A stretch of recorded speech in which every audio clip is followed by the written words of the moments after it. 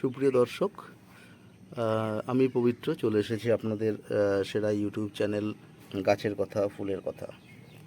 তো আজকে আমি আপনাদের সামনে যে বিষয়টি শেয়ার করব সেটা হলো পেন্টাস।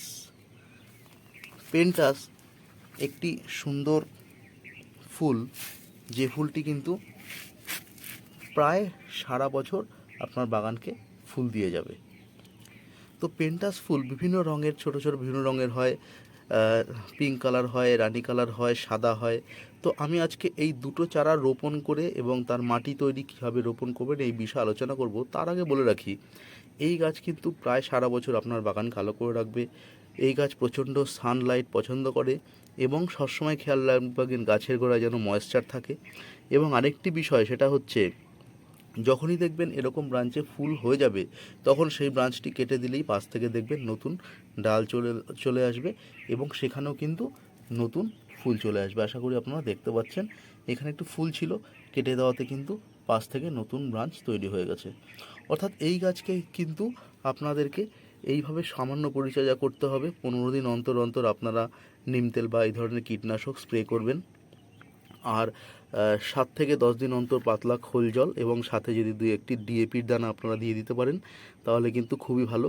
গাছের গ্রোথ যদি সঠিক থাকে, গাছের পাতা যদি এরকম সবুজ থাকে, তাহলে দেখবেন এখানে কিন্তু কোনো রকম রোগভোগ লাগেনি বা গাছ সঠিকভাবে রোগমুক্ত আছে। এবং গাছকে যদি সঠিক গ্রোথে রাখতে পারেন, সঠিকভাবে সঠিক সময়ে খাবার পরিচর্যা করতে পারেন, এই গাছ কিন্তু আপনাকে সারা বছর প্রচুর ফুল দেবে বন্ধু, এবং আবার আপনার বাগানকে সাজিয়ে রাখবে। তো আসুন বন্ধু, আমি আগে মাটি তৈরি করাটা দেখে নিই। এই গাছ থেকে যদি সঠিক ফুল পেতে হয়, সঠিকভাবে সারা বছর যদি ফুল পেতে চাই, তাহলে এর জন্য কি উপযুক্তভাবে মাটি তৈরি করব, তার উপাদান কি হবে, কি সার তার মধ্যে দেব, সেই বিষয়টি আগে জেনে নেওয়া যাক। দেখুন বন্ধু, মাটি তৈরির জন্য আমি প্রথমে নিয়েছি 60% গার্ডেন সয়েল।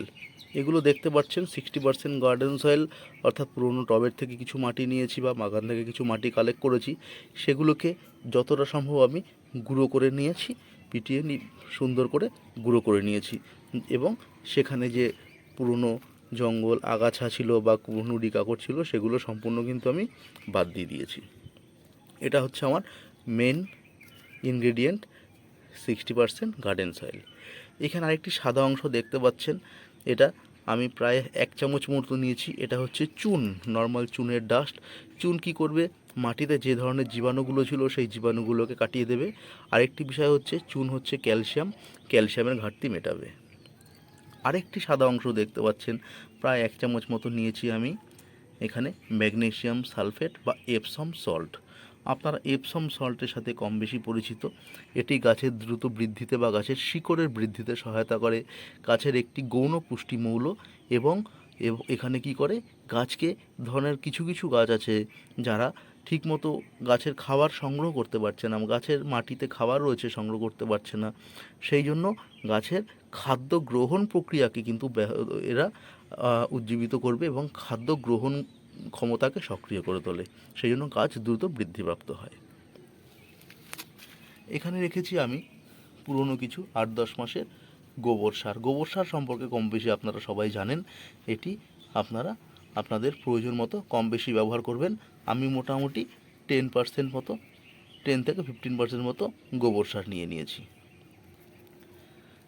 এখানে নিয়েছি আমি কিছুটা নিম খোল বিভিন্ন রকম ফাঙ্গাল ইনফেকশান বা ব্যাকটেরিয়াল ইনফেকশানের থেকে গাছকে রক্ষা করবে এবং গাছেরও একটি অত্যন্ত উপাদেয় পুষ্টিমৌল। এখানে নিয়েছি আমি কিছুটা হাড়ের গুঁড়ো। আপনারা জানেন, হাড়ের গুঁড়ো গাছের ফুল আনতে সাহায্য করে, গাছকে শক্ত সমস্ত বলিষ্ঠ এবং গাছকে সুন্দর গঠন পেতে সাহায্য করবে এবং গাছ দ্রুত বৃদ্ধিপ্রাপ্ত হবে, ফুল ফলে ভরে উঠবে এবং শক্তপোক্ত হবে। এখানে নিয়েছি কিছুটা আমি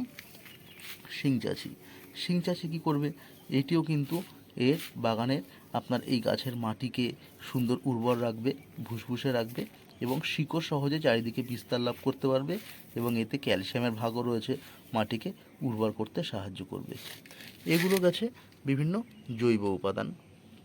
তার সাথে আমি একটু নিয়েছি 10-26-26 বা সুফলা বা এনপিকে আপনাদের কাছে যেটা অ্যাভেলেবেল আছে সেটা নিয়েছি আমি প্রায় 2 চামচ মতো। অর্থাৎ গাছের একটি ব্যালেন্স খাবারের জন্য এই এনপিকে দরকার। সেজন্য এই সমস্ত ধরনের ঘাটতির মেটানোর জন্য আমি একটু এনপিকে নিয়ে নিয়েছি, যা গাছকে আরেকটি ব্যালেন্স খাবারে দেবে। তো আসুন বন্ধু, আমি কি করব, এইবার এই সারটিকে টোটাল বিষয়টিকে একটু সুন্দর করে মিশিয়ে নেব। দেখুন আমি একসাথে করে দিচ্ছি। এবার আমি সম্পূর্ণ বিষয়টিকে কিন্তু সুন্দর করে মিশিয়ে নেব। মূলত বন্ধু, গাছের মাটি তৈরি কিন্তু সবথেকে আদর্শ হওয়া দরকার। অর্থাৎ গাছের মাটি যত আপনি সুন্দরভাবে তৈরি করতে পারবেন, গাছ কিন্তু সুন্দর গঠন নেবে। অর্থাৎ গাছের মাটিটি কিন্তু, যে মাটিতে আপনি রোপণ করছেন সেই মাটি যদি সঠিক হয় তাহলে কিন্তু আপনার গাছও সঠিক হবে। সেখান থেকে আপনি সঠিক রেজাল্ট পাবেন। ফুল ফল শাকসবজি বা যে ধরনের গাছই আপনি রোপণ করেন না কেন, সেই জন্য টবের মাটি তৈরি করাটাই আপনাদের সবথেকে বেশি গুরুত্ব দিতে হবে। দেখুন বন্ধু, আমি মিলিয়ে নিচ্ছি। মূলত এই গাছ যেরকম রোদ পছন্দ করে সেরকম আপনারা খেয়াল রাখবেন এই গাছের গোড়ায় যেন ময়েশ্চার থাকে, অর্থাৎ গাছের গোড়া যেন শুকিয়ে না যায়। তাহলে কিন্তু এই ধরনের গাছ থেকে আপনারা বছরের পর বছর প্রচুর ফুল পাবেন। সেই জন্য মাটি তৈরি করার দিকে আপনাদেরকে খেয়াল রাখতে হবে। দেখুন অলরেডি প্রায় আমি মাটিটি মিশিয়ে ফেলেছি। যত ভালোভাবে আপনারা মিশ্রণটিকে তৈরি করতে পারবেন, আপনাদের কিন্তু গাছের ক্ষেত্রে তার গ্রহণ ক্ষমতা বাড়বে এবং গাছ কিন্তু দ্রুত বৃদ্ধিপ্রাপ্ত হবে। আমার মাটি তৈরি করা প্রায় শেষ হয়ে গেছে। তো এবার আমি চলে যাব রোপণ পদ্ধতিতে।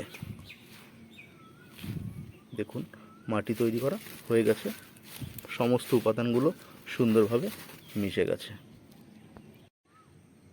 দেখুন বন্ধু, অলরেডি আমি এবার টব দুটো নিয়ে নিয়েছি এবং টবের নিচে আমি ড্রেনেজ সিস্টেম ভালো করার জন্য ছোট খুঁড়িগুলো বসিয়ে দিয়েছি, যাতে সহজে জল নিকাশি ব্যবস্থাটা ভালো হয় বা জল দাঁড়িয়ে না থাকে। তো আরেকটি জিনিস যেটা বলেছিলাম আমি, সেটা হচ্ছে এই গাছের জল নিকাশি ব্যবস্থার সাথে সাথে জলের গোড়া, গাছের গোড়া যেন ময়েশ্চার থাকে সেই বিষয়টি খেয়াল রাখবেন।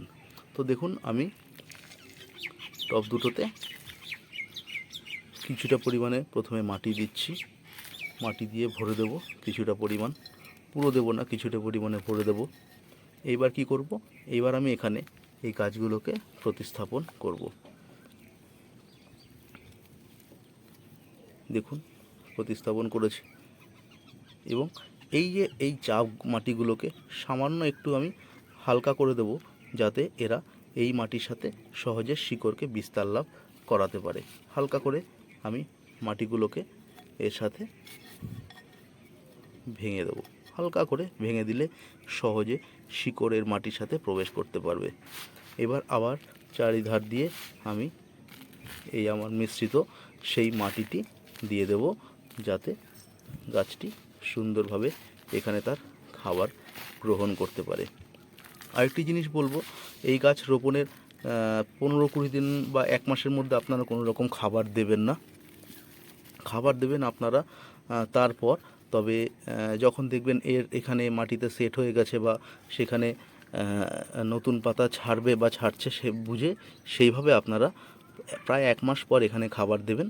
তখন আপনারা 15 দিন অন্তর পাতলা করে খোল জল এবং গাছে গোড়ায় কয়েকটি ডিএপি আপনারা দিয়ে দিতে পারেন। তাহলে কিন্তু দেখবেন এই গাছ থেকে আপনারা সুন্দরভাবে প্রচুর রেজাল্ট পাবেন। দেখুন আমার এই রোপণ পদ্ধতি কমপ্লিট হয়ে গেল। সামান্য পরিমাণে ফাঁকা রেখেছি যাতে প্রয়োজনে আমি জল দিতে পারি। এইবার এই গাছটিকে আমি একটু ছায়াযুক্ত স্থানে রেখে দেবো 8-10 দিন, যাতে সেখানে বেশি রোদ না পড়ে। গাছটি লেগে গেলে তখন আমি সেখানে রোদ রাখবো এবং অলরেডি আমি আমার বড় গাছের তলায় ছায়াতে গাছটিকে রেখে দিয়েছি। এবার এখানে আমি সামান্য পরিমাণে জল দিয়ে দেব। প্রয়োজনে মাঝে মাঝে আপনারা জলের প্রয়োজন বুঝে আপনারা জল দিয়ে দেবেন যেটুকু প্রয়োজন হচ্ছে। এইভাবে এই পরিচর্যা আপাতত করলেই কিন্তু আপনারা এই গাছ থেকে ব্যাপক রেজাল্ট পাবেন বা প্রচুর ফুল পাবেন। আশা করি আমার ভিডিওটি ভালো লেগেছে। যাদের পক্ষে আমার চ্যানেলটিকে সাবস্ক্রাইব করা সম্ভব হয়নি তাদের কাছে অনুরোধ, আমার চ্যানেলটিকে সাবস্ক্রাইব করে দেবেন। আর যারা আমার নিত্য দর্শক বা আমার বন্ধু প্রতিনিয়ত আমার চ্যানেলটিকে দেখেন, তাদের জন্য রইল আমার প্রাণ ভরা আন্তরিক ধন্যবাদ এবং শুভকামনা। ভালো থাকবেন বন্ধু, সঙ্গে থাকার জন্য অসংখ্য ধন্যবাদ।